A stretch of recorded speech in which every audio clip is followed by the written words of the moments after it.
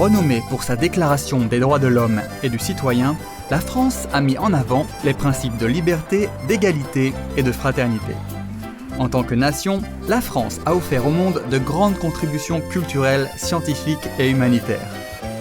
Nombre d'éminents individus d'origine française ont incarné l'esprit de solidarité mondiale à travers des organisations notables telles que Médecins sans frontières et Emmaüs International.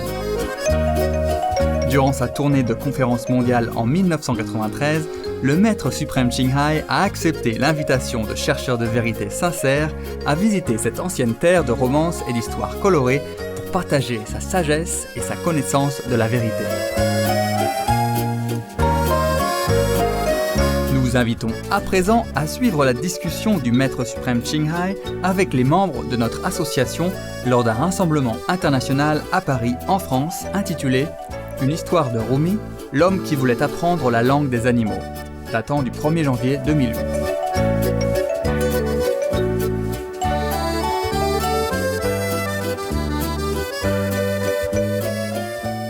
Supreme Master Ching Hai's lectures are not a complete meditation instruction. Please do not try alone. For free of charge guidance, please visit www.godsdirectcontact.org or contact any of our centers near you.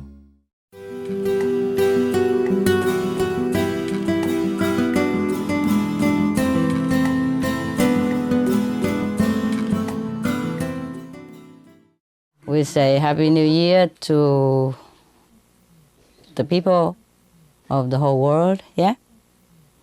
And all the animals, yeah? All the insects, yes. And the birds. Like the non-humans, yeah? And the humans, okay? Non-humans and humans. We wish them all a very, very happy, blessed New Year, yeah? Okay. We wish also the viewers of the Supreme Master Television a very blessed, successful, happy, prosperous, peaceful, harmonious, wonderful, best New Year ever. Yeah?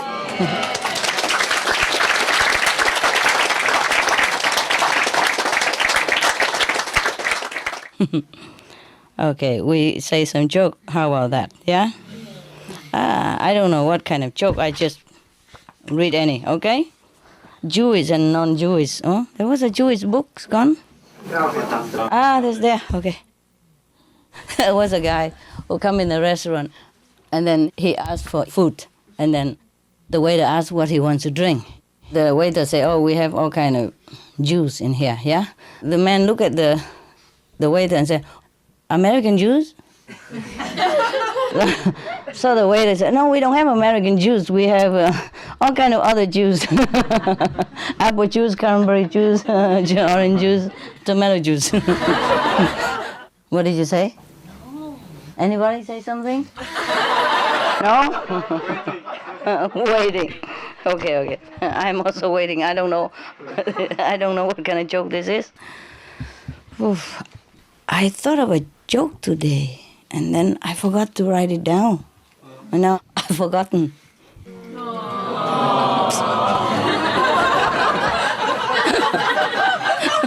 You guys, so silly.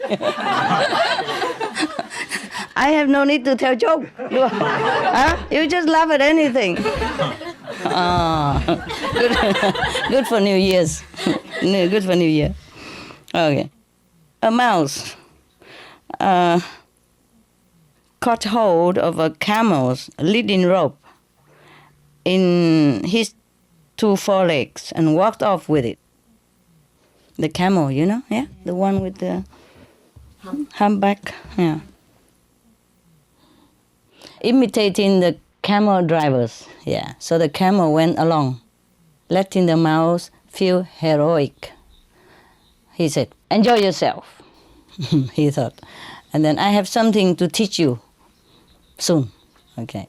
So they came to the edge of a great river, and the mouse was dumbfounded. "What are you waiting for?" The camel said, "Step forward into the river. You are my leader. Don't stop here. So the mouse said, I'm afraid to be drowned. So the camel walked into the water and said, it's only just above the knee. So the mouse said, I'm not stupid, your knee, not my knees. Not too bad, not too bad. Your knees are 100 times over my head. Everybody knows that, huh? Well, maybe you shouldn't be leading a camel, the camel said. Stay with those like yourself. A mouse has nothing really to say to a camel. So the mouse become very humble and say, would you help me get across the river, please? Please, please. So the camel said, okay, get up on my hump. I'm made to take hundreds like you across. No problem. The thing is like this. They have something here. A moral lesson for us like, okay, if you're not a prophet, but go humbly on the way of the prophets, you can arrive where they are. I mean the mouse, like the mouse, yeah? Go along with the camels, yeah. Don't try to steer the boat. Don't open a shop by yourself. Huh? They're talking about you too. The English vegetarian trailer there.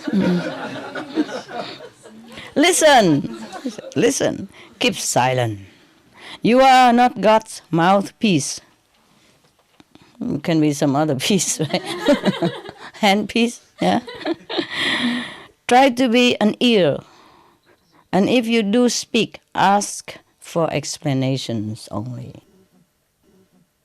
The source of your arrogance and anger is your lust, and the rootedness of that is in your habit.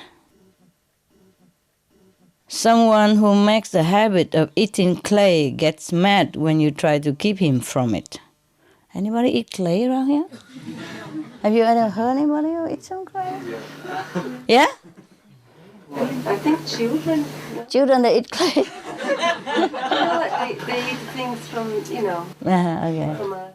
Yeah, it's funny, huh? And they don't ever die or anything. Yeah, God bless the innocent, huh? Yeah. Someone who makes a habit of eating clay gets mad when you try to keep him from it. So being a leader can also be a poisonous habit, so that when someone questions your authority, you think he's trying to take over. You may respond courteously, but inside, you get angry. Always check your inner state with the Lord of your heart. Copper doesn't know it's copper. Copper, I mean metal.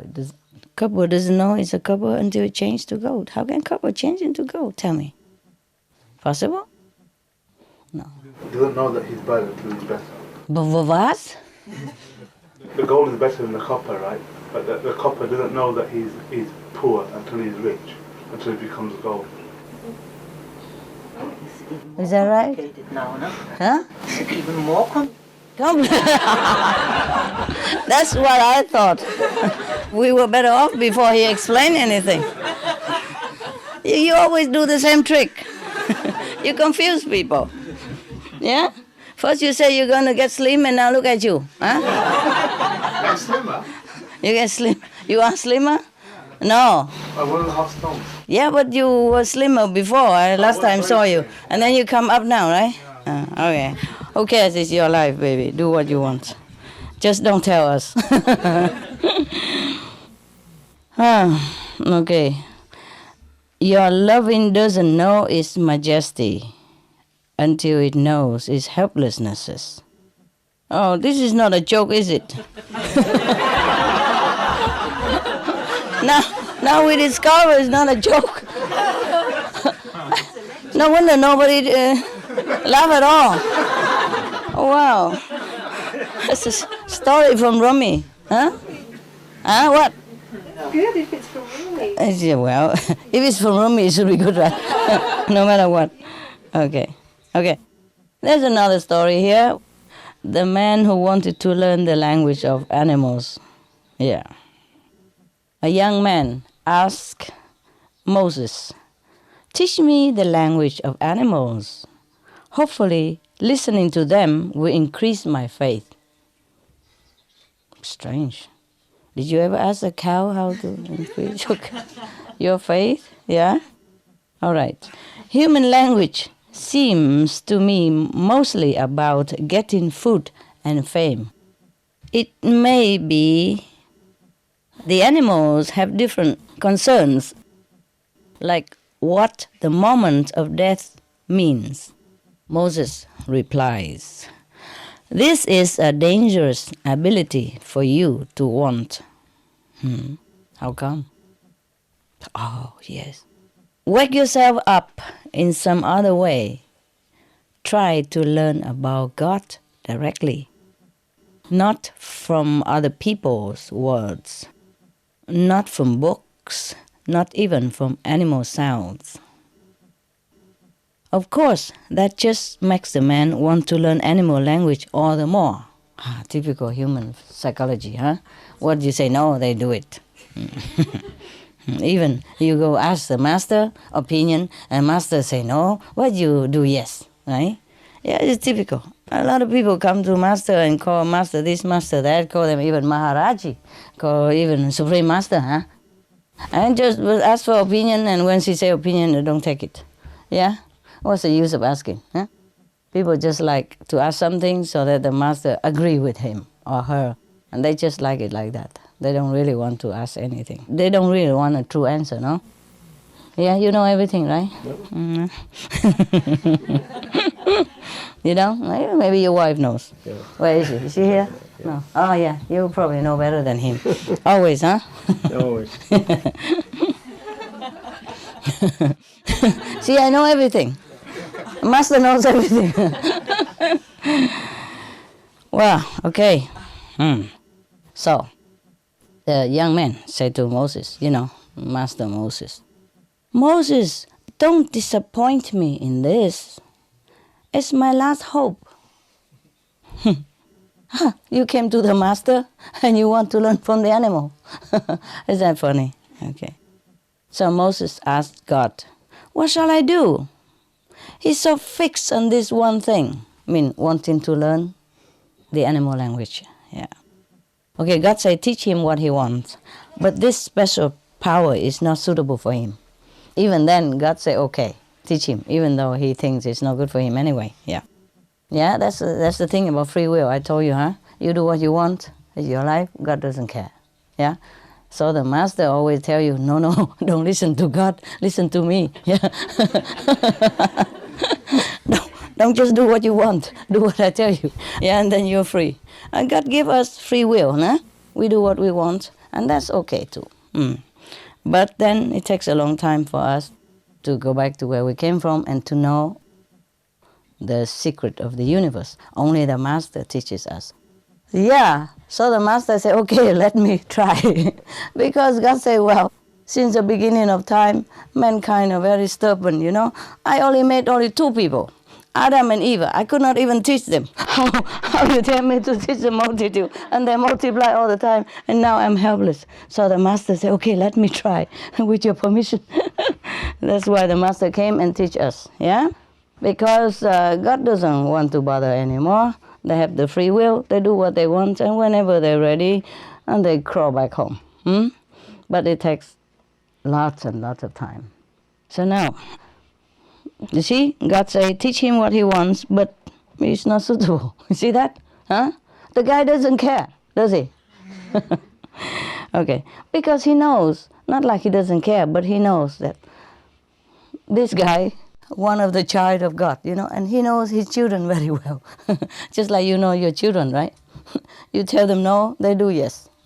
Very difficult to teach your own children. Yeah, the same with God, He knows his children very well. So it's okay, teach him what he wants. He gave up already. So only the masters truly have patience. Yeah, God doesn't want to bother. Since Adam and Eve doesn't listen to him, he's cross with us. Yeah, he doesn't want to bother with us anymore. We do what we want. And the master feels sorry. So the master came down and God said, okay, try. And this is a comment then, okay? You want to read the comment? Yeah? And then we can ask him. We can ask the bubble to explain to us the rest. Yeah. Some devout people should stay weak and poor. If they become successful in the world, they abandon acts of self-denial and lose their spiritual power. And numerous rose petals aren't an appropriate diet for everyone. Yes. So God keeps saying, though, give him what he's asking for. He's free to choose. Typical. Choice is the salt on acts of worship. If worship were compulsory, God would not be glorified. Okay, yeah, he's right. Fine. Good reason. Put the sword in his hand and let him become either a holy warrior or a thief. We have honored humankind with the gift of free will. Yeah, I told you. I know him in and out. I know this guy, yeah. Everyone is half honeybee, half snake.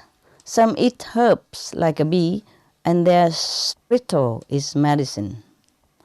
Others drink sherbet made from filthy water and from venom in their mouth. Venom? Poison? All bravos and well-dones are because of mankind's having free will and continuous watchful attention. Constant care and many small deliberate choices are what is praised most in this world. Negligent, self-indulgent people get put in jail, and in there they become careful. Everyone in jail is prayerful and ascetic, but when the power to choose is gone, prayers become worthless. Oh man. And each have another two pages. Or 4 or 5. What? 6? Oh well. I think it's a long lecture. Okay, never mind. We come to conclusion somehow, yeah? We keep reading. We still have 1 year ahead of us, right? It's only the beginning of the year. Plenty time. Sit there and wait. Okay. I don't know where they're going, so I continue, huh? Because it's long. Even my lecture is not that long. Okay, don't go sleep on me, huh? Okay. Okay, right. Hold on to your freedom, if you have any. Hold on to your freedom, and choosing is the way God has honored you as the son of Adam. Yeah, he did not honor us too much, did he? Adam just ate 1 apple and then he kicked him out of heaven. And now he did the same thing to us, Tell you do what you want. Well, actually, in the beginning, he told Adam and Eve what to do, yeah? Like, don't eat the apple. But they went ahead and eat it anyway. So that's why God's fed up. So now he gives everybody free will. Because probably he learned that human psychology is not to tell them no. Tell them yes, and then maybe they do the no. Remember the story I told you about one guy, his wife drowned in the river. And then he go the way up on top where the river source come from to look for his wife. If somebody drowned, the body would be flowing downward, not up here. They say, you don't know my wife. She does everything. On the contrary.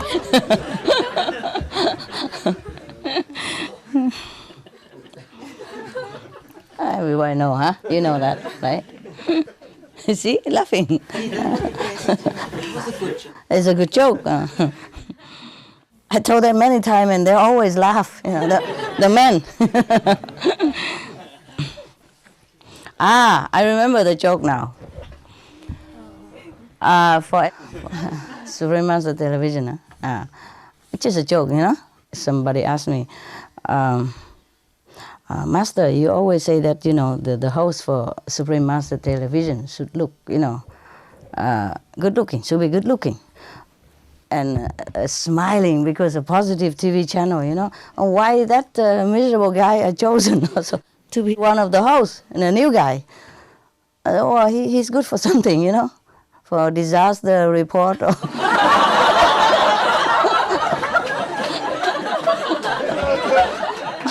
somebody has to do that job. No? I mean, everyone is good for something. No? Okay, now you got it. I just remember that joke because it came across my mind today, and then I didn't write it down. I forgot, and now it come back. It's cool. It's cool. It came from nowhere. It fit nowhere in here, but but I remember it. All right, now, son of Adam. Oh, my God, that's why we're crawling here, huh? Because he was not in Eden, huh? Oh, what have us to do with our Father, right? What have we done? No?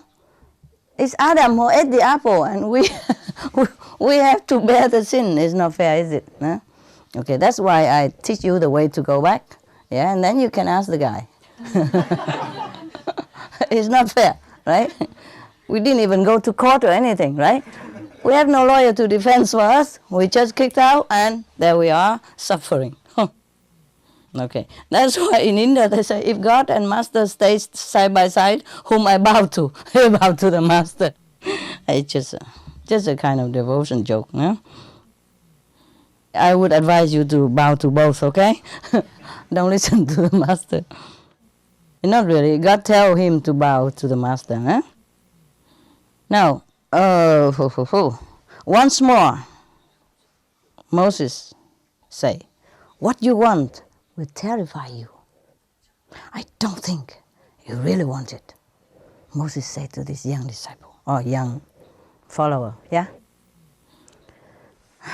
So the guy still insists, I do want it. Please, teach me the language of the dog and the chicken. Why this? They're easy. Even I can do it. I didn't have to learn it. What? Huh? And the other one, wow, wow, wow. Why does he want to learn? You mean the inner communication, eh? Yeah. The telepathy, huh?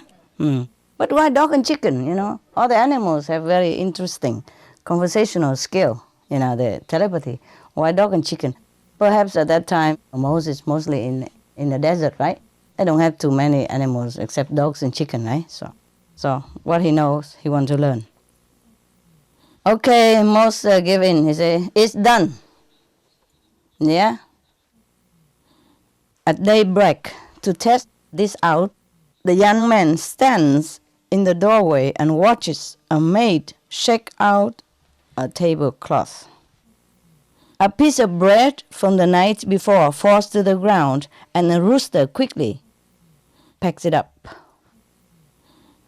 A dog standing nearby says, this is not fair. You eat grains of corn, which I can't. You enjoy barley and all the rest, you know, the cereals. But that crust of bread, you know, how I love the greasy leftover scraps.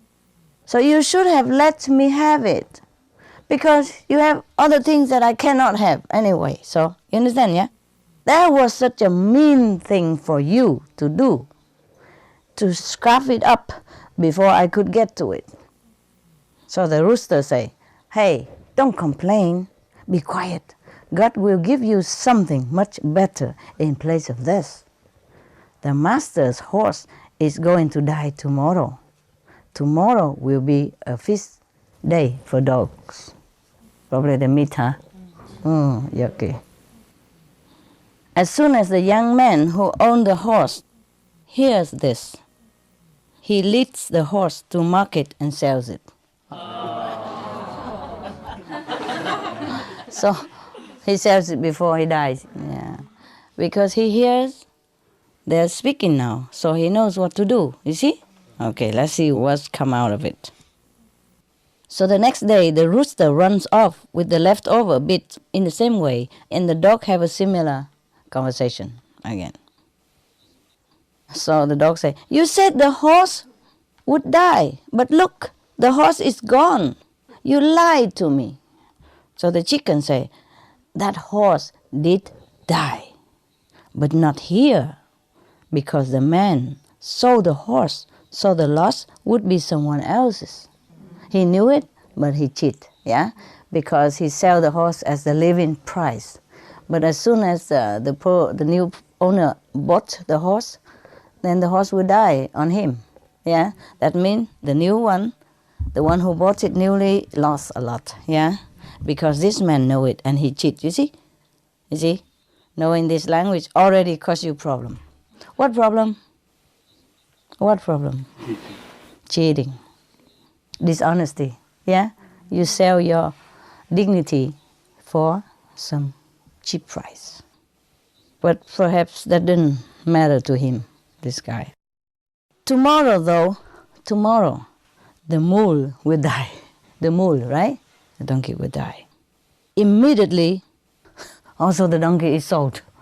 The man heard everything. All right. And on the third day, the dog say, "Liar, liar, prince of liars, where is my surprise banquet, liar?" So the chicken say, No, I did not lie. The donkey is really dead, but again, sold before it happened.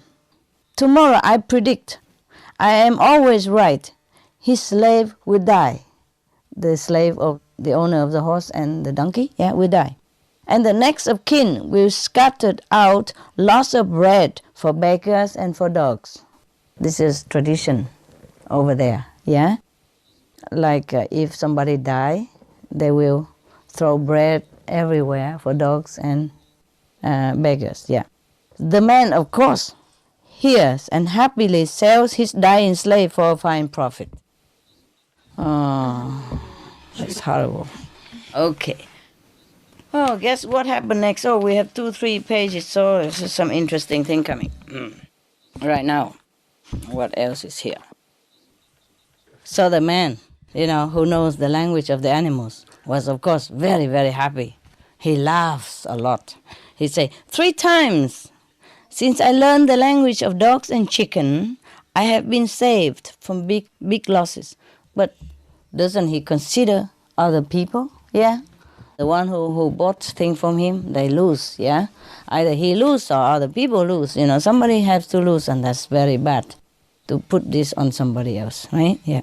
Okay. The dog say to the rooster, what is your excuse this time again? Where are the bits and pieces that you prophesied? Nothing but lies roost in your nest, and nothing but lies walk the dooryard. The chicken. My God, the dog is so philosophical. The rooster say, no, not so. I'm so truthful. I tell the truth. Yeah. The roosters are very truthful, like the priest that calls to prayers.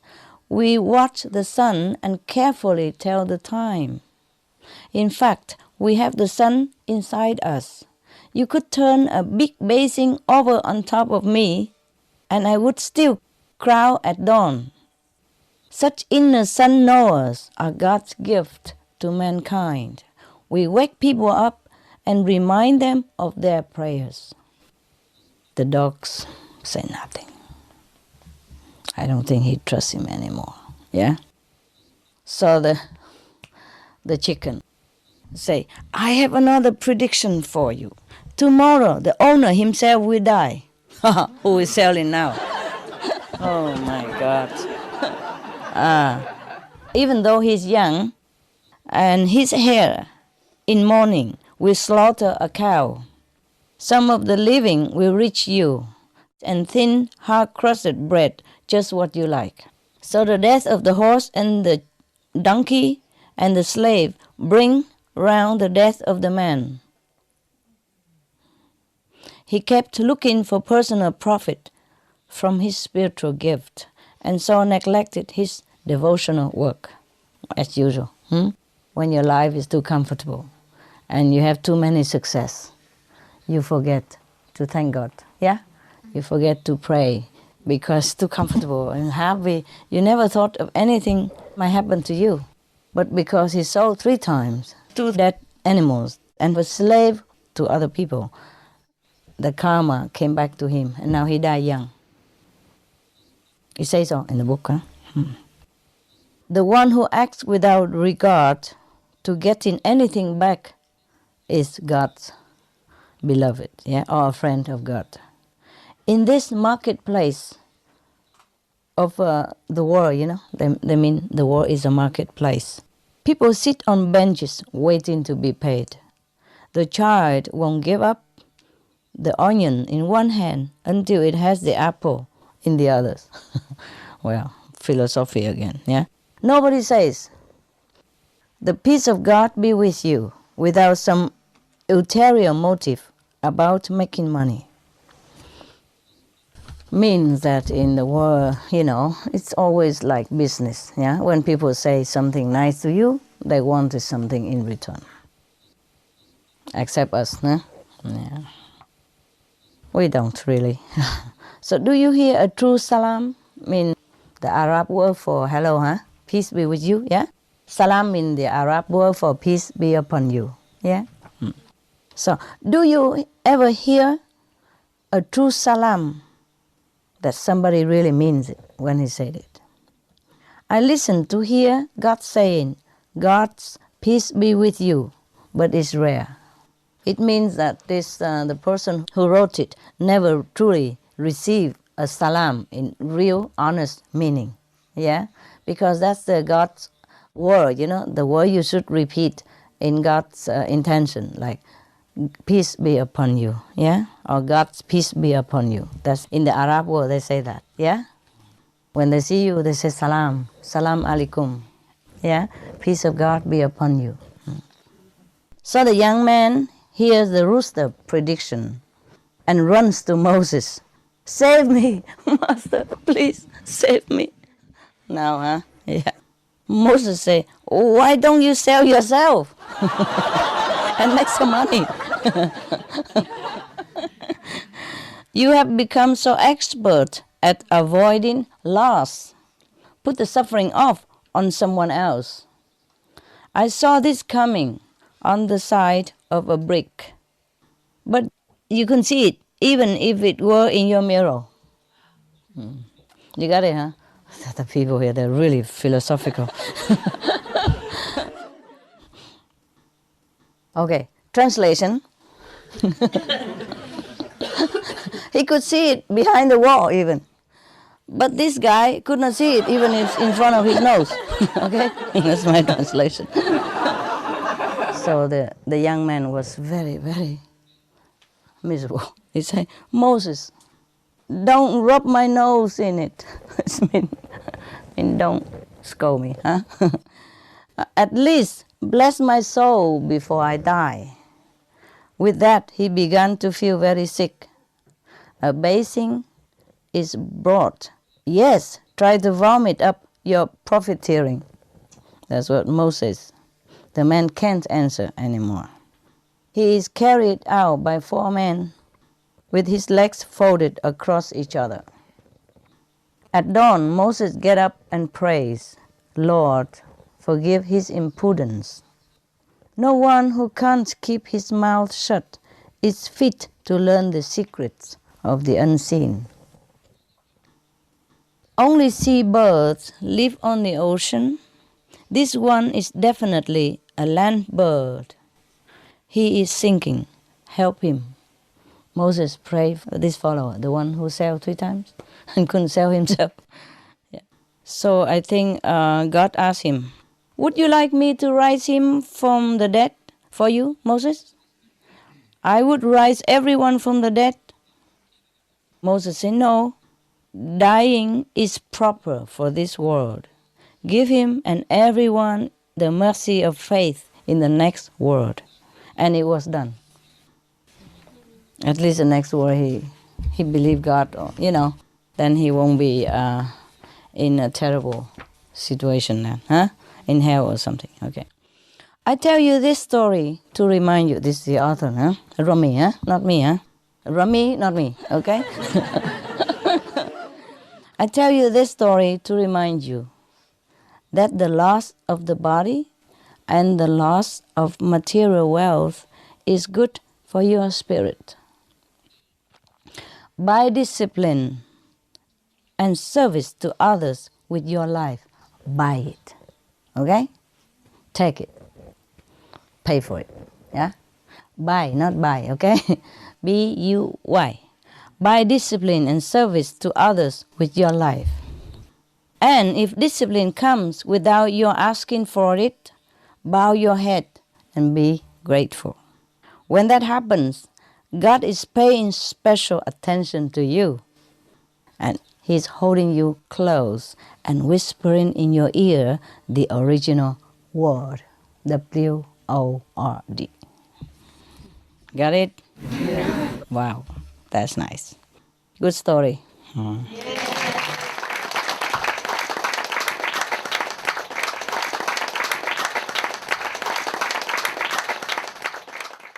Now, what does it mean, like, by discipline and service to others with your life? What does that mean? Anybody knows? All the enlightened saints sitting around here? It's very easy, no? No, I don't know. Wise old man? Your wife. Madam? No? Buy it with your life. Okay, discipline and service to others. Selflessness, okay? Discipline. Discipline is the way, the precepts, the moral obligation of being a human. See? Discipline. The 5 precepts, that is discipline. The meditation 2.5 hours, that's discipline. Okay? The knowledge of treat others the way you want to be treated, that is discipline. Okay? He say anytime you can have somebody who can impart to you the discipline, or who can teach you how to discipline yourself, or who can kind of push you into disciplining yourself, buy it. I mean, you pay for it with your life, even with your life, okay? Not just with money. And if money means your life, then give money, okay? But buy it with your life. And service to others, that means selflessness, yeah? Like you go out and help people in disaster, yeah? And you do everything to help others to be enlightened. And that is a service to others. If any time you can have this opportunity to be disciplined, to serve others, buy it. Buy it doesn't mean you pay with anything. Just lay down your life for it. Do it with all your might, Forsake your own comfort, forsake your life, so that you have a chance, to serve others. If you have to forsake your life, forsake it. Buy it with your life means whenever you have a chance to be disciplined, to be good, to serve others, then you lay down your life for it. Yeah? Do it with all your might, even if you die for it. Die for a good cause. So it's very easy. And if discipline comes without your asking for it, bow your head and be grateful. Because when that happens, that means God is paying special attention to you, holding you close and whispering in your ear the original word. That is when God is pleased with you. Yeah? God thinks you are okay. Translation, you are okay. Yeah? And God give you the guaning, the original word, the original sound. That is when God is pleased. Because He said, when discipline come to you unasked, that means, by chance you just met the master. Yeah? You don't know how, but you just meet the master, and then that's when you get initiated and get the original words. The guaning method? Is that easy? Or you need a bubble to explain? You need his explanation? Hey, African, where are you living now? In London. Oh? Why? How you can stay there? UK also. You? Oh yeah? Yeah. Then it's easy for you to go to America. Yeah, but only 3 months. Well, 3 months good enough. You can ask for the embassy and you have 6 months, And you stay in London now, huh? Yeah. That's cool. Anywhere it's the same. Okay, cool? Yeah? Yeah. Happy? Yeah.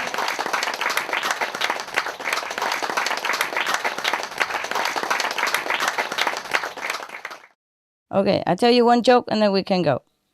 And go eat. A lot of food for you. New Year food. You? What? The joke or the food? What is that woo for? The woo is for the joke, right? I'm not sure if it's good joke, okay? I just open and it's right there. There are two guys working for the city. One digs a hole, the other follows behind him and fills the hole in. The work... It's already funny. They work furiously all day without rest. And one guy digging a hole and the other guy filling it in again. Okay. An onlooker is amazed at their hard work and dedication, but can't understand what is it they are doing. So he asks the hole digger, "Hey, I appreciate the effort you are putting into your work, and you are really diligent at it, but what is the story? You dig a hole, and your partner follows behind and fills it up again." So the hole digger wipes his sweat and sighing. Normally we are a 3-man team. But the guy who plants the trees is sick today.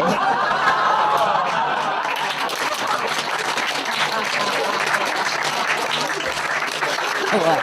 That's really funny. Wow, that's really nice story. A good joke, huh? That really make me want to read one or two more. Should we? Yeah. You're not hungry yet? No. Wow. Joke. Okay. Well, just in case, okay. I'm not sure if the next joke funny, okay? Because I'm also first time see this book. Okay. Sometimes they bought me some books and I read from it. Yeah. Sometimes they research from internet and give me also type books, Okay. Okay, I make up another joke and then we go, okay? I hope, I just look at the punchline first to see if we had it. Okay, we didn't. A company restructuring in order to clear out the dead wood and show a higher end of financial year profit. And so he hires a new CEO to commence shaking up the business. God, all this vocabulary. It's like they're clearing up and hire another CEO, yeah? Okay. This new boss is determined to rid the company of all slackers. So on a tour of the facilities, the CEO notices a guy leaning against the wall doing nothing. So the room is full of workers and he wants to let them know that he means business.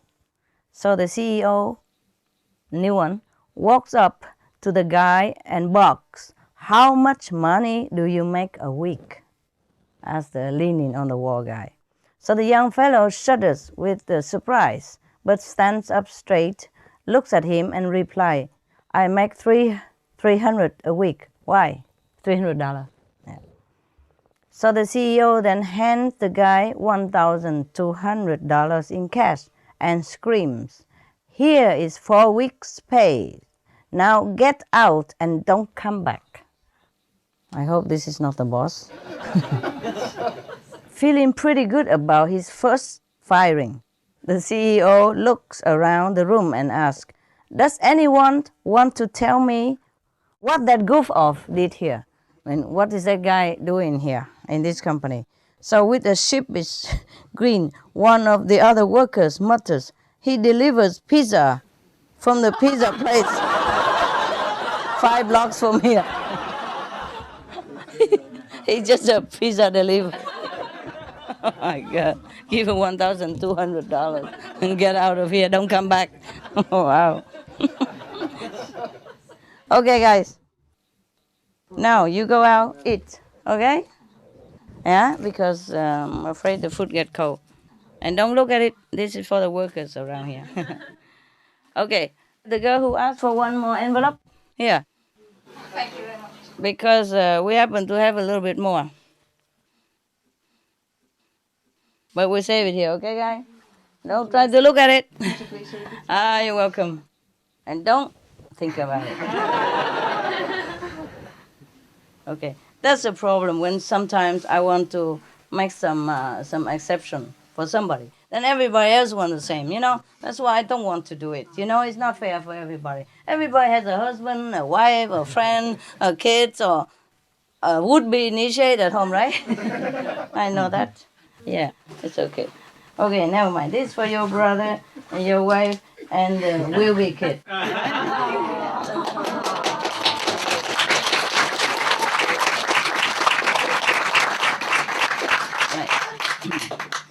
Normally I don't give, but tell him to behave, okay? Yeah. Mother also, Master. Huh? His mother also. Initiate. His mother? Yeah. Oh, man. Mother. Madre. Huh? Tu madre. Huh? Su madre. Su madre. Tú. Tu? Yeah, I say tu. Why you correcting me? I mean your mother, right? Okay. Anybody? Bon appetit. Yeah?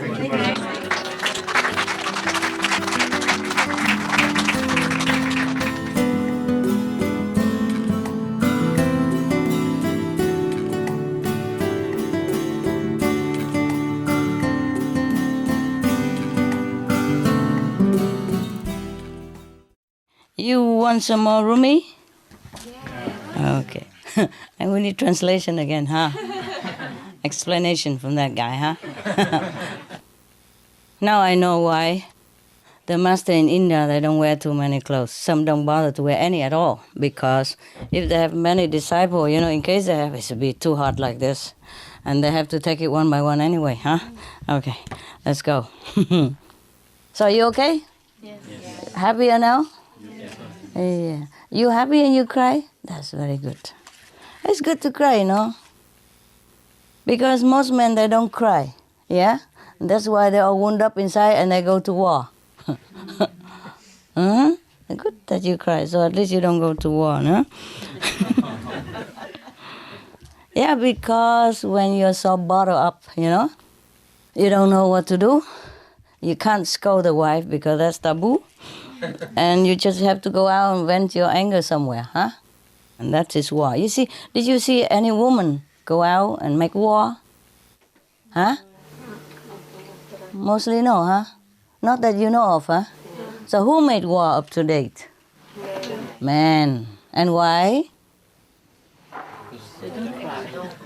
Because they don't cry. Yeah, he got it quick. You know what? A woman, we are straight, huh? If we're angry, we right away. And we fed up, finish with it, right? And the men, they just, you know, keep them. Dignify, you know, and men don't cry, no? Good boy don't cry, no? And then they go out and harass somebody else outside, huh? Yeah, because I cannot do anything with the wife, no? You know, right? You know the story of the Chinese, huh? Huh? The lion, huh? The roar of the He Tong lioness, no? Oh, you know it. Okay, I tell you again. Now you pretend you didn't know, okay? In case, you gotta laugh though, huh? Okay. It's like this, yeah. There was a general in China all time. A general in China, huh? He's a big general, biggest one, yeah? But he's a very good soldier, yeah? Good general, good commander-in-chief. But he's very afraid of his wife. Everybody knows that. And all the soldiers feel sorry for him so much. And they keep telling him, "What? You're the general. Why are you afraid of that little woman? She's only half your size even. Huh? I don't understand why you're so afraid of her." Oh, he said, "No, I'm not really afraid, just respect, you know." Okay. But they all know that he's very afraid of her. So one day they said to him, "Okay, you know what? We are all behind you. Now why don't you just go home? And we all come with you, you know, the whole army of China. Can you believe how many millions of them? We are behind you, you know? And she will know what kind of man you are. Okay, let's go." After pushing so many times, the men go home, okay? We stay outside and you go in and show her who is who, okay? Anyway, so the men come in, Yeah, knock at the door, And there come a little woman about my size, come open the door. He kept knocking a long time, and she was, kind of busy inside. And then when she comes, she say, "What?" Very loud, because he disturbed her so early in the morning.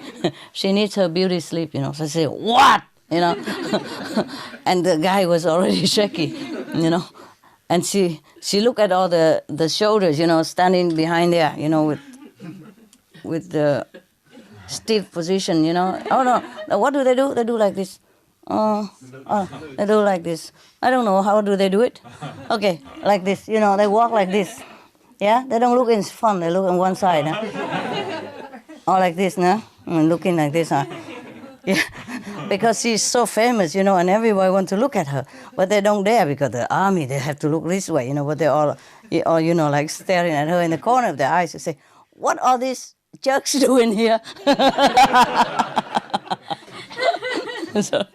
So he was already lost all his 7 eloquence power. So he said, no, nothing, just to let you have a look at them. Like when a president go into a country, just a parade for your loveliness. No, okay, yeah. Oh, then all the shoulder give up since that day. Don't know what to do. Don't know what to do with their boss, because I guess they also have problem at home. So they understand him. I let him alone. But you see, their shoulders. This is not much of the problem. But when you are general of the whole national army, commander in chief, and this is just too much. So now, huh? Yeah, but I bet he's very, very heroic when he's in a battle, and when he deal with his subordinate, he must be a very, very dignified guy, no? Anyway, that's that.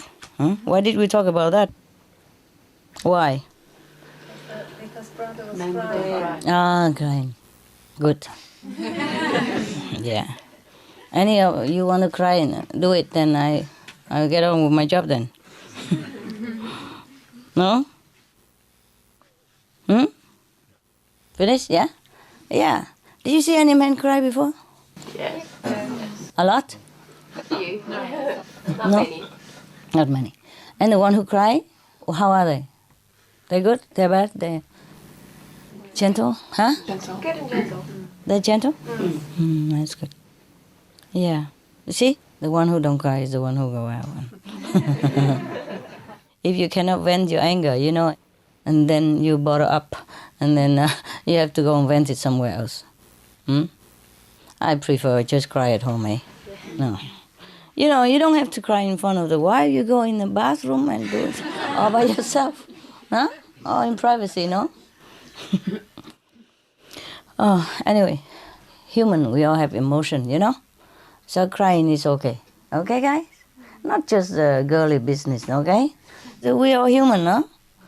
But somehow the scientists say that the men, they don't have some tear glands, Tears glands. That's why they don't cry. Not that they don't want to. So the guy who cries, maybe he have extra. that other men don't have.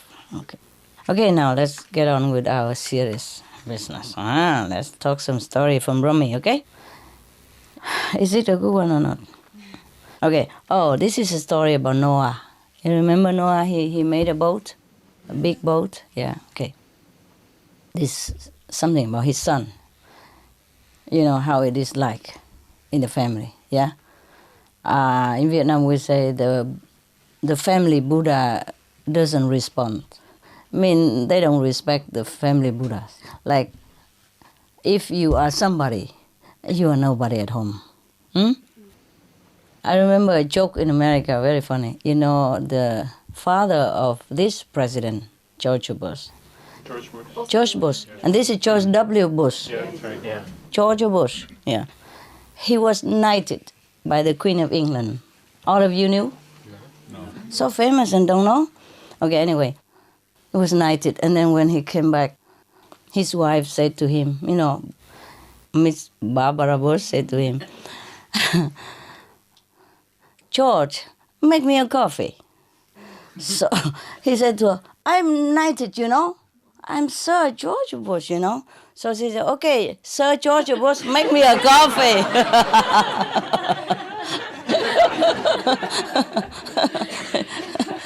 Sir George Bush, make me a coffee.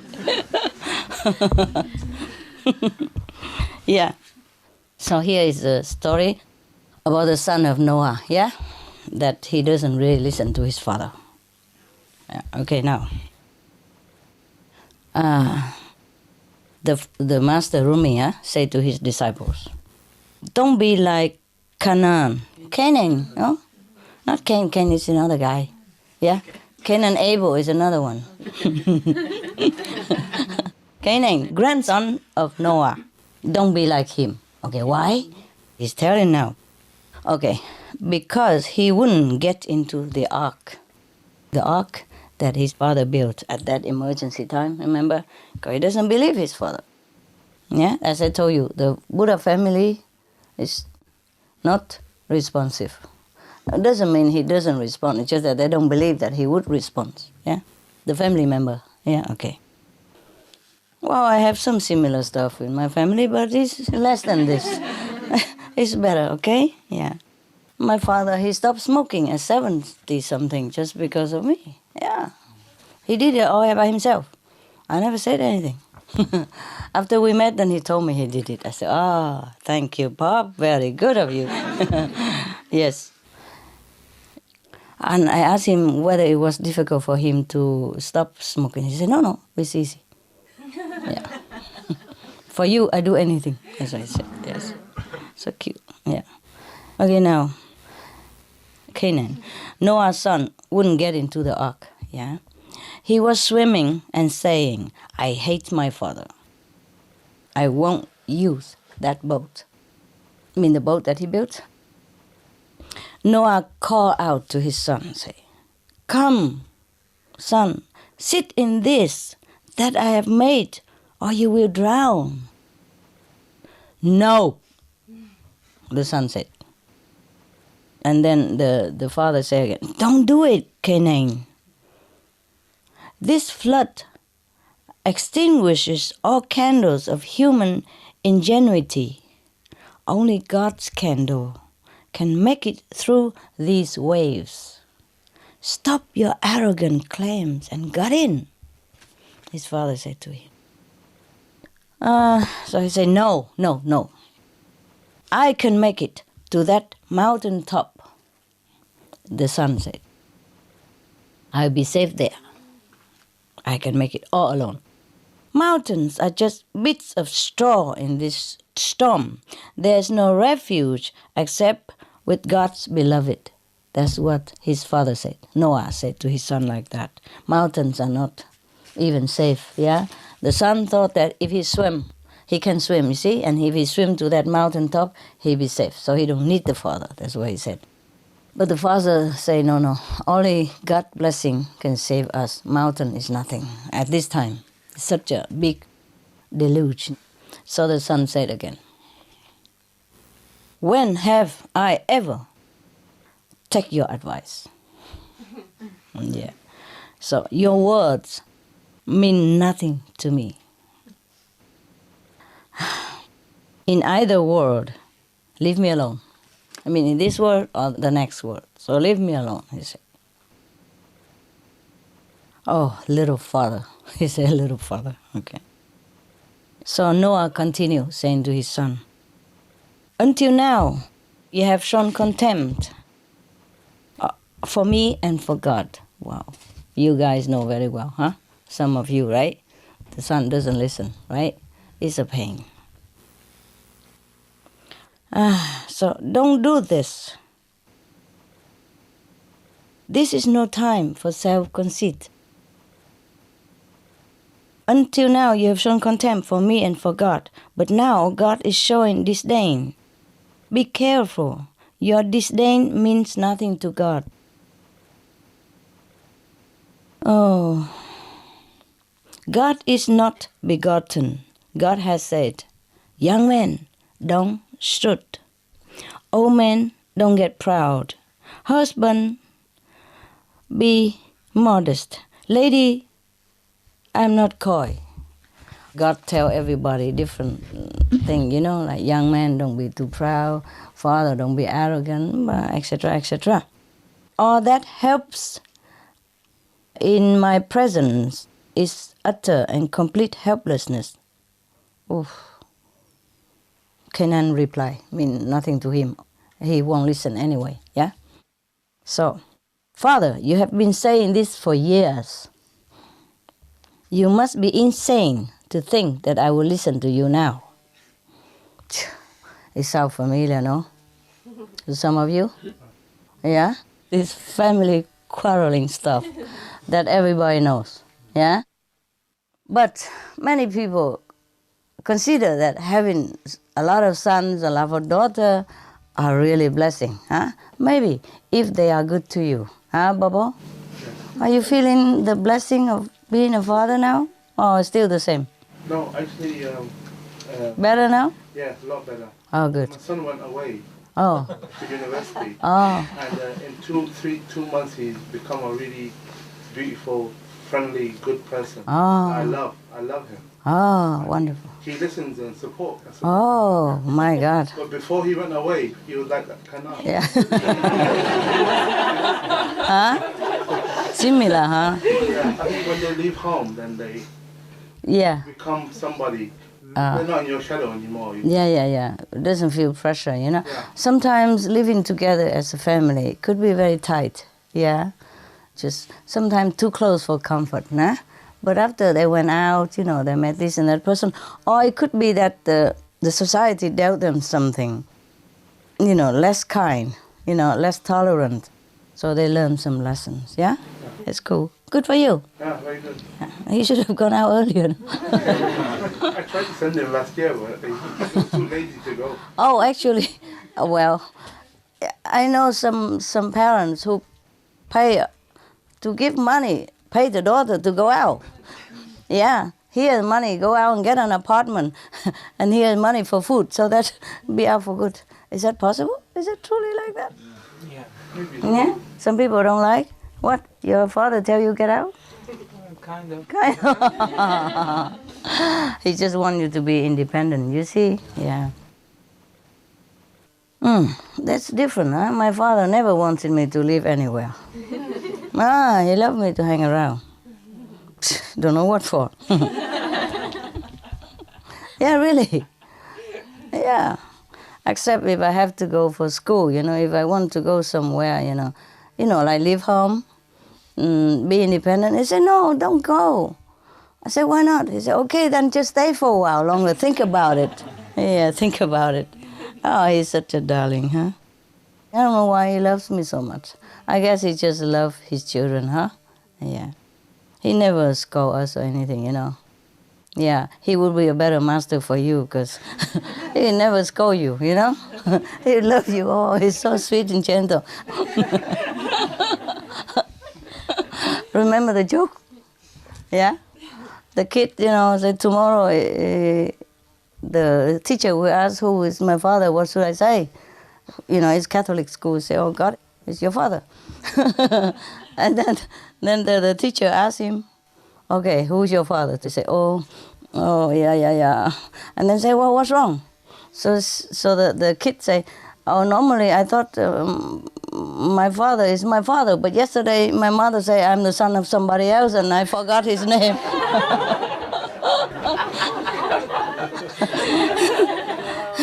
You know the story, no? Oh, okay. Wait, here come. Can continue. I have my own wisdom. I don't need your tiresome preaching. But the father said, but what harm will it do, my son, to listen just a little longer? He's been speaking same thing for years, so just listen once more time. How would it hurt you, But the son just don't listen, and so father, son, back and forth, yes, no, see, no, nine, yeah, like that. While the water keep rising up, huh? Oh my God, what an ego. Suddenly a wave came that buried Canaan and tore him to pieces. Oh, God, that was too quick. Huh? That was too quick. They didn't prepare us. Remember the story I told you about the cat? First the cat was on the roof, and then the fireman come and all that. I should have said something. You know, like Canaan was on the roof, and then slowly, you know. They didn't prepare us. Oh, that's terrible. Kind of Master Rumi was. He didn't prepare nothing, you know. This just poof. He die. Never mind. It's not a fun thing, yeah, to laugh at, but it happened already. So now, what do we do next? Okay. Noah said in prayer, "My Lord and King, you have taken this one from me," in the son, huh? "Yet many times you promised that my family would be saved." So God answered, "Canaan was not one of yours," huh? Different father now. No, I'm kidding. "Canaan was not one of yours. Can't you see that he is blue and you are white?" I mean black, dark color, no? Blue. Well, sometimes... See, black and blue, they always go together, so either of them is okay. God meant that, you know, the spiritual color is different, you know? When you practice well, the color of your light is white or golden, yeah, or rainbow color. If you don't practice well, your color is black or blue. Dark blue, huh? Very dark blue, almost black, you know, or coffee, or mixed, yeah? Muddy. So probably God refers to that, hey? Okay? When a tooth is rotten, God continue, huh? Pull it out. It's not a tooth anymore. It's decay, yeah? If you don't, you know, pull the teeth out, the rest of your body will be miserable. Oh, it's truly like that. I know that from my dog. Be rid of it, even though it was once yours. That's what he meant. Yeah, okay. Yeah, it's true like that. You know, when I adopted Lucky, his teeth were almost all rotten.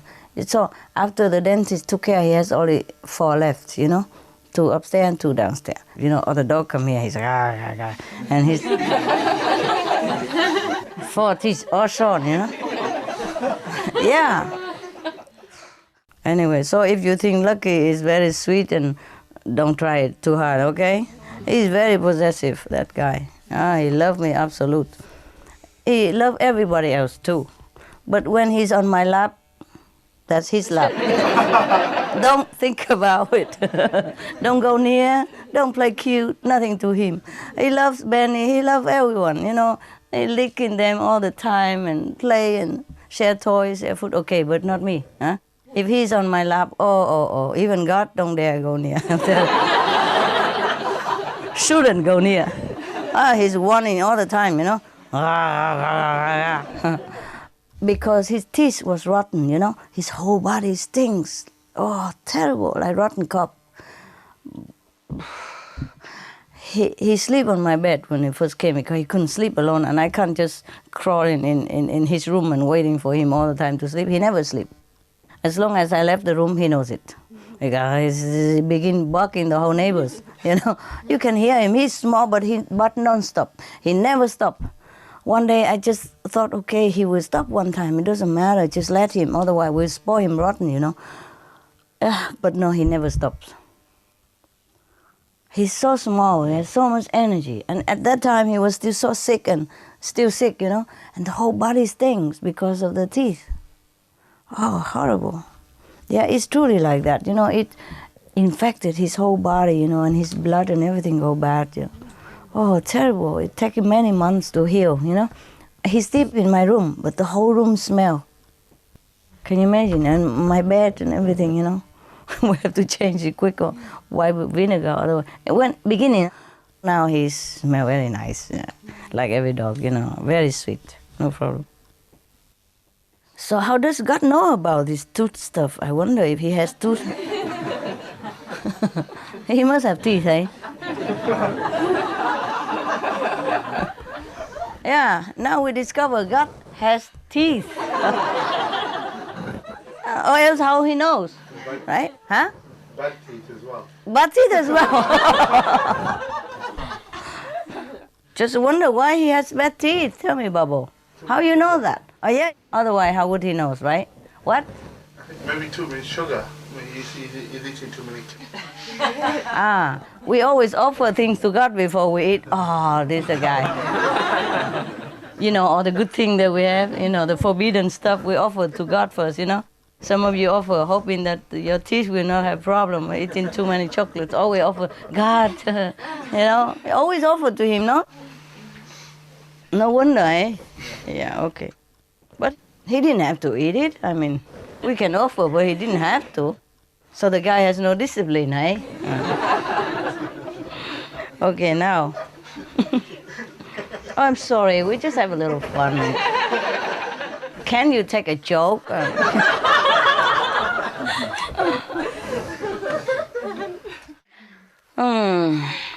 Okay. And Noah replied to God, saying that, I'm rid of everything but your essence. You know how I am with you. As the garden is with the rain. And 20 times that, the garden needs the rain. Yeah, that's what he means. Wow, this is a story in Arab world, right? So, you know what rain means to them, huh? And the garden, so it must be really, really, truly, truly necessary. God is truly necessary for him. And here we would say what? The sun, right? We would say, I am with you like the sun with the garden. Yeah? Because here we don't have sun, right? We have too much rain sometimes. So it's a different thing, okay? Don't say why. God is only likened unto the rain to Noah. Yeah? Because there's a desert world over there, right? Yeah, but at that time it rains a lot. Still he cannot forget about the time that, there's no rain. That was a different time, yeah? The whole world was flooded anyway, yeah? Only that one time, huh? So, 20 times that, the rain. I mean, God is more important to him 20 times more than the rain for the garden. That's what he means. Yeah. Now, living in you, rejoicing in you, like a beggar receiving all he needs directly from wealth itself, with no one's hand in between, not united, not separated. Perfection, no quality, no description, no cause. I mean, he and God completely one. Huh? One and not one. They don't feel separation, they don't feel united. This is a kind of samadhi feeling. Yeah? Yeah? You know, right? Okay. Before the flood and after it, every word I say is of you, in you, from you, as a woman speaks night and day with the ruins of her beloved, where now she lives in perpetual conversation. That's too philosophical,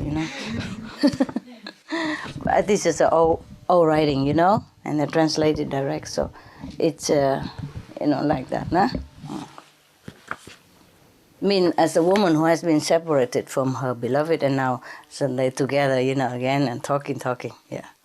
A lover seems to be facing a wreckage, but I hear the song of praise coming back from the ruins, an echo of your name, I mean God's name. I love your name. I love it double. That's why the prophets love the mountains. Because of the echoes. Little low hills won't do. They don't send your name back to me when I say it. Only a big mountain echo God's name.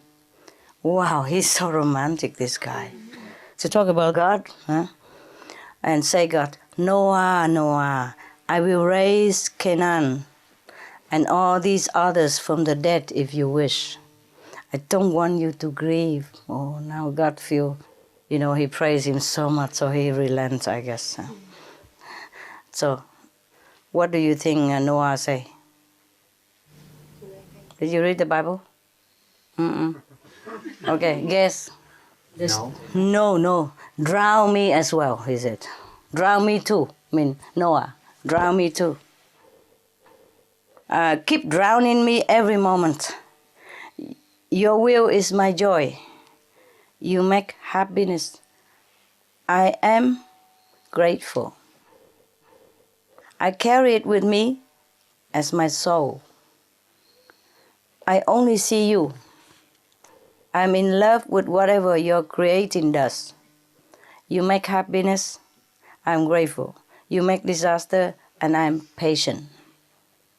Anyone who loves your making is full of glory. Anyone who loves what you have made is not a true believer. Do you understand the last sentence? Pardon.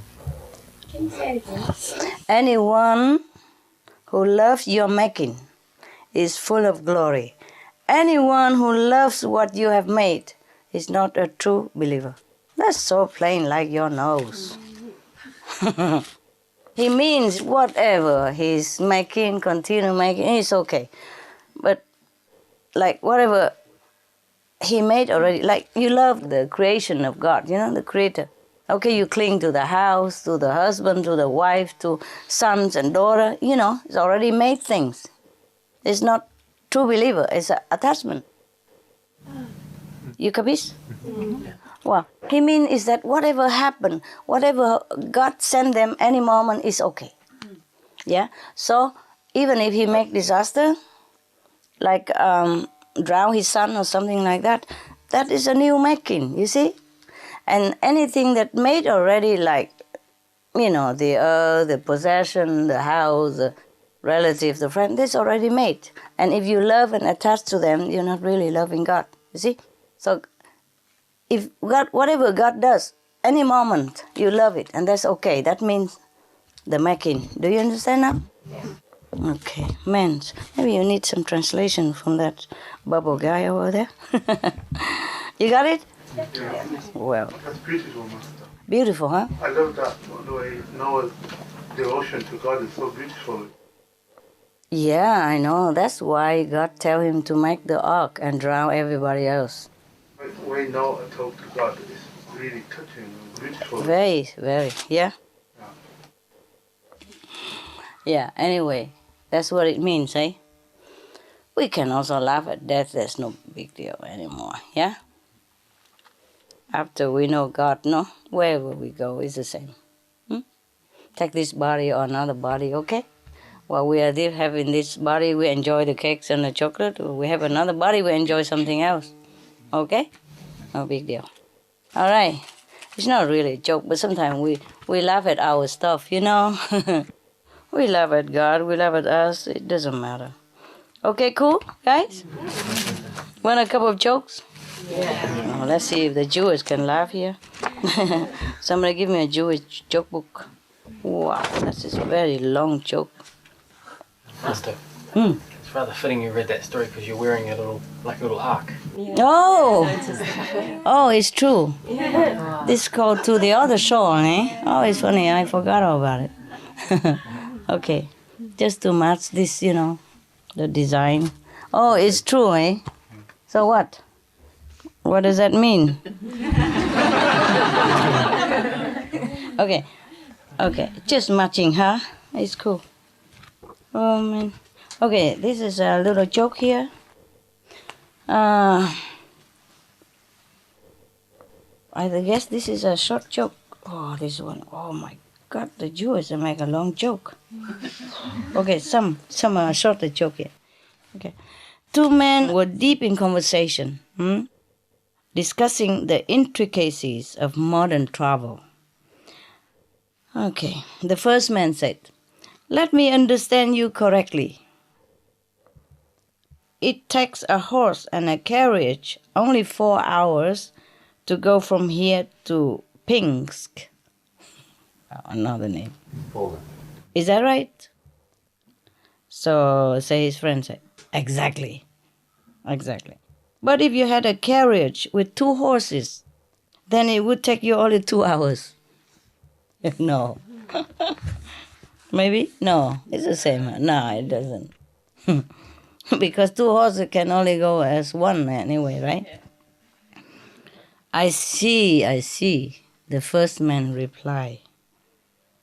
And I suppose then that if you had a carriage with 4 horses, you get there in no time at all.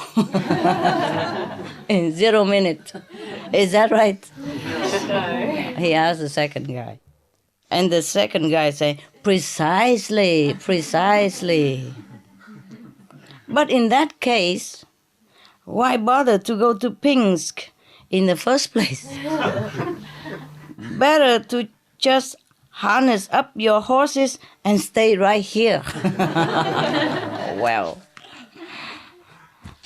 Jewish people are very smart. This is only a joke, okay?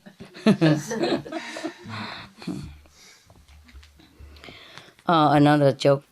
In certain city, the cantor was about to marry off one of his daughter. Okay. But he had no money for her dowry. So the congregation voted to advance him 200 zlotys. Yeah. Okay. Maybe euro, okay? Zlotys. $200, whatever, okay? So which would be deducted from his salary over the next 5 years. Wow, that's a lot of money. Because Cantor was a proud man, he insisted on appearing before the board of directors, where he made the following statement. My friends, I want you to know that I am accepting your kind offer on 2 conditions. If I should live another 5 years, that is your good fortune. But if I should die before this debt is paid, well, that is simply my good luck. Oh my God.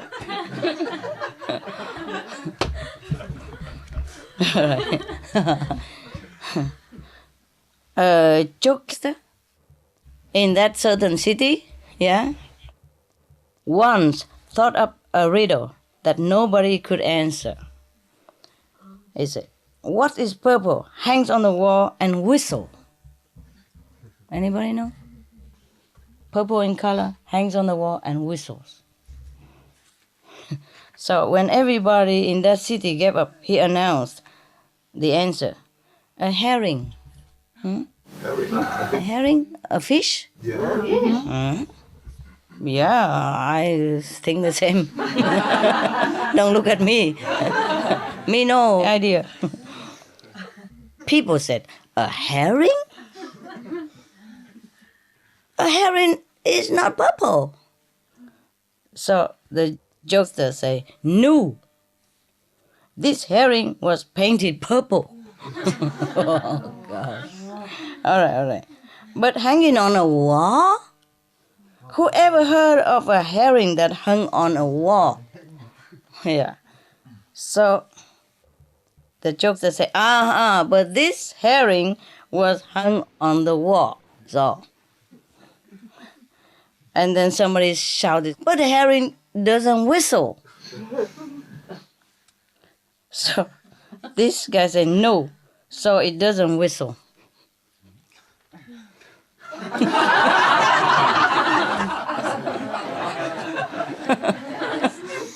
Why are you laughing? Huh? It's too funny. It's not funny, huh? Yes, it is. It is funny. Then go ahead and laugh, man. Why you have to tell me that is funny? I think it is very funny. It is very funny. Then laugh again. I don't think it's so funny. Why is it so funny? It's too funny. It's too funny. Yeah? Maybe I don't... What's funny about it? But also told It's just crazy. of this man, this jokes that is telling it. Ah. He's a special number in the first place. A man in a certain town in a certain country, okay, on a business trip, was walking down the street when he was stopped by Joseph, the chimney sweeper. Joseph cried, "Salmon, what has become of you? It's so long since I have seen you. Just look at yourself." So the stranger said, "But wait." Probably he changed the name, right? "Never mind that," said Yusuf. "You can't get over how much you have changed. You used to be such a big man, built like an ox, and now you're smaller than I am. Have you been sick?" Oh, this similar joke we have already. And the stranger said, "But no, they said, never mind that." "And what has become of your hair? You used to have a fine head of black hair, and now you're completely bald." This is another word. And the man say, "I'm not Salmon." Same joke, huh? "And you even changed your name." The guy.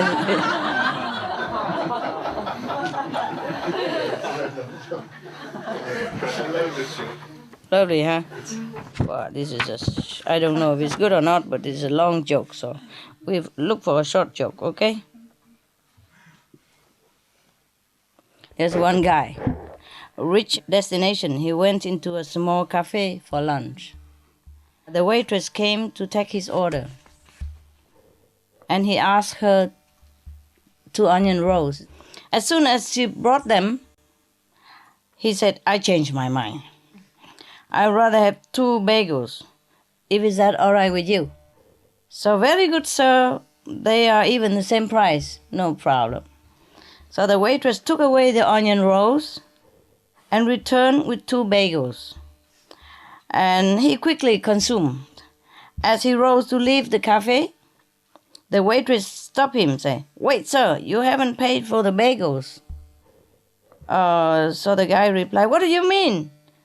Didn't I give you 2 onion rolls for the bagels?"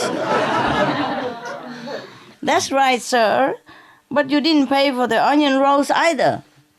So the guy said, "Well, of course not. Why should I pay for the onion rolls if I didn't eat them?"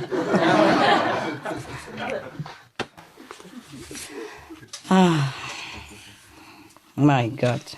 Some customer. Good that you don't work in a restaurant, you know.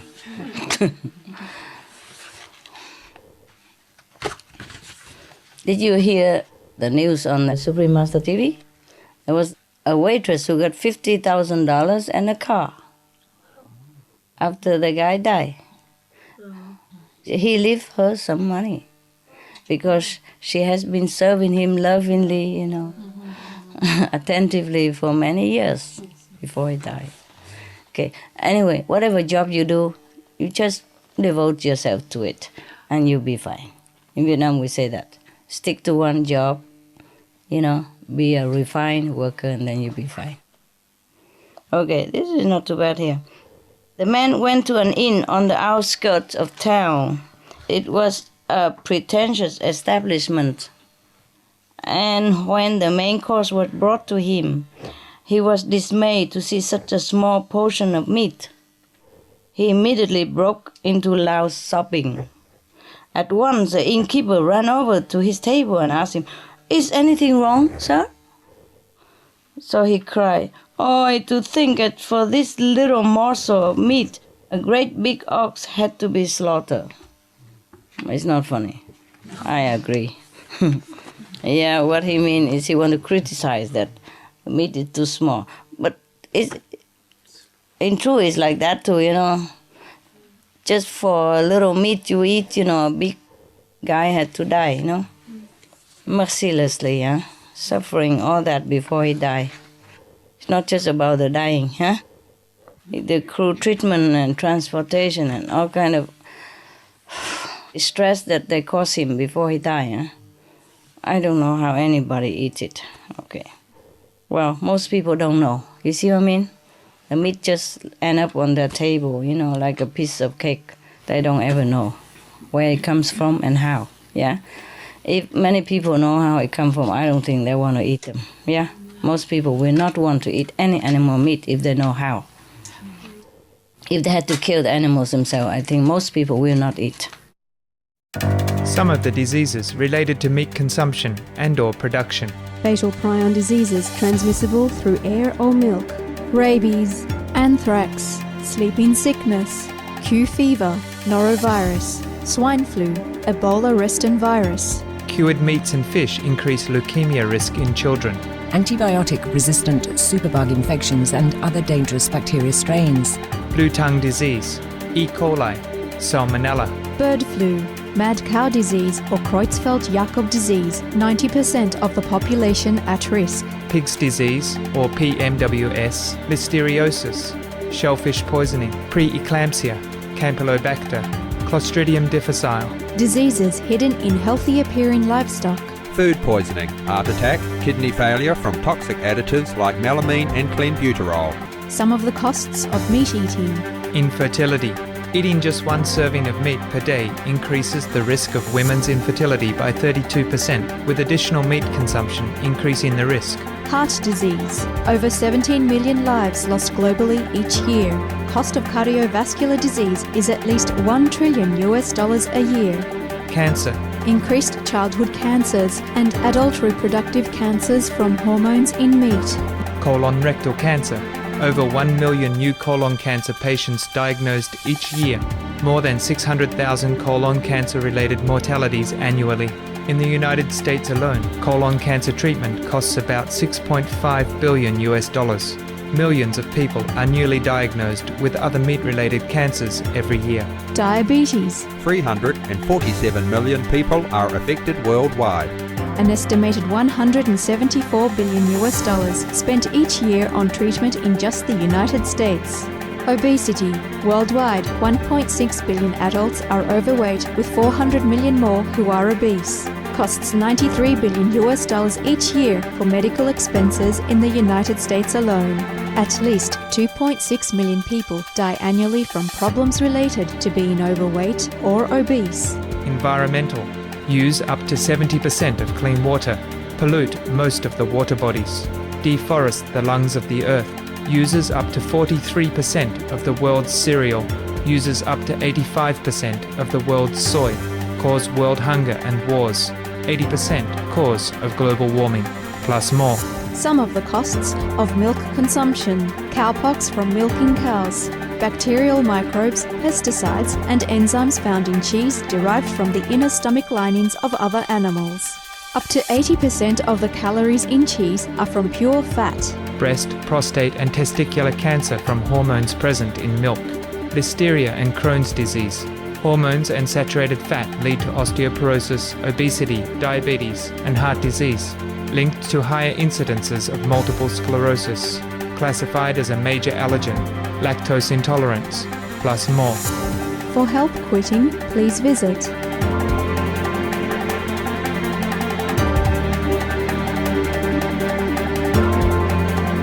For more urgent information, please visit www.suprememastertv.com/killers.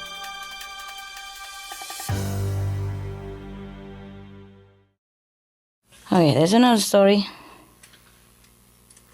The fast of Tisha B'Av, the rabbi sent for certain Jewish believer. Okay. My disciples have told me that you were seen eating yesterday, the day of the fast. Is it true that you have committed to such a grave sin? So that Jewish guy say, let me explain what happened.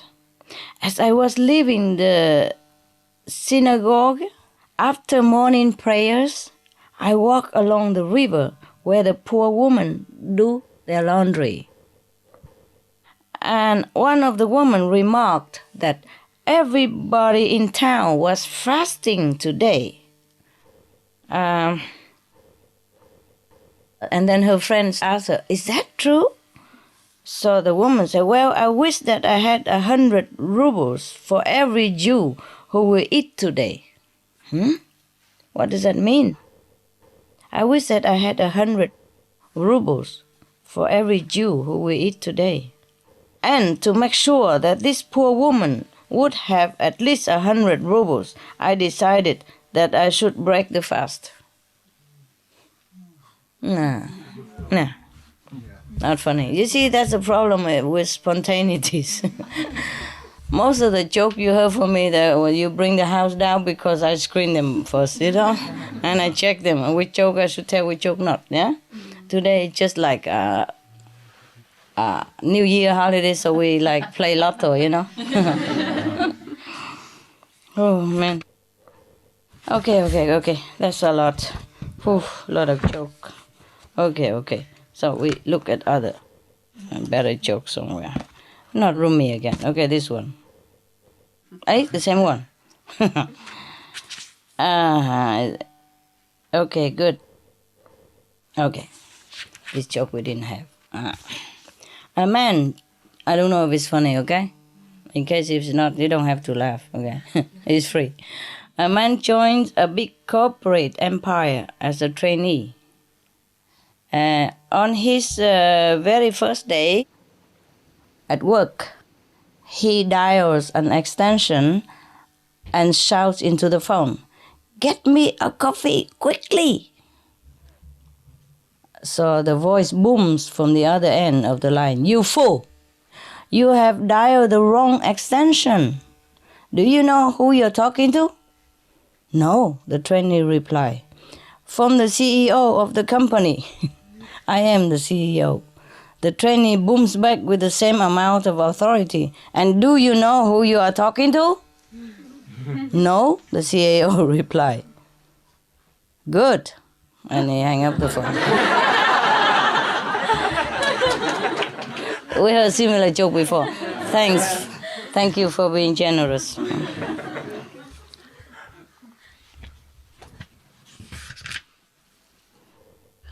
I don't like long joke. I'm just checking. Shorter joke. Okay. An engineer, a manager, and a programmer are driving down a steep mountain road when the brakes fail and the car careens down the road out of control. Halfway down, the driver managed to stop the car by running it against the embankment, narrowly avoiding careening off the cliff. They all got out, shaken by their narrow escape from death, but otherwise unharmed. So the manager says, "To fix this problem, we need to organize a committee, have meetings, and through a process of continuous improvement, develop a solution." The brake, to fix the brake. Oh my God. Truly, are they like that? The engineer says, No, that would take too long. Besides, that method never worked before. I have my trusty pen knife here, and we'll take apart the brake system, isolate the problem, and correct it. The programmer says, "I think you both wrong. We should all push the car back up the hill and see if it happens again."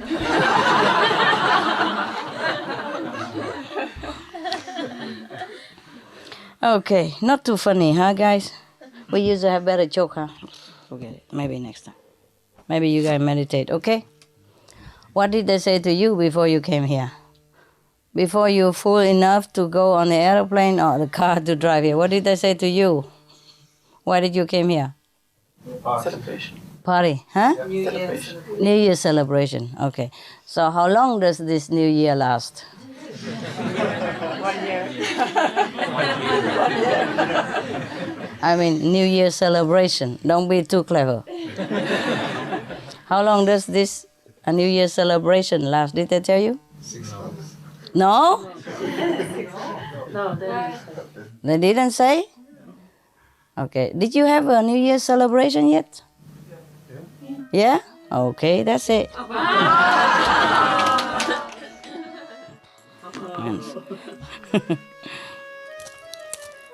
Okay, meditate, guys. Yeah?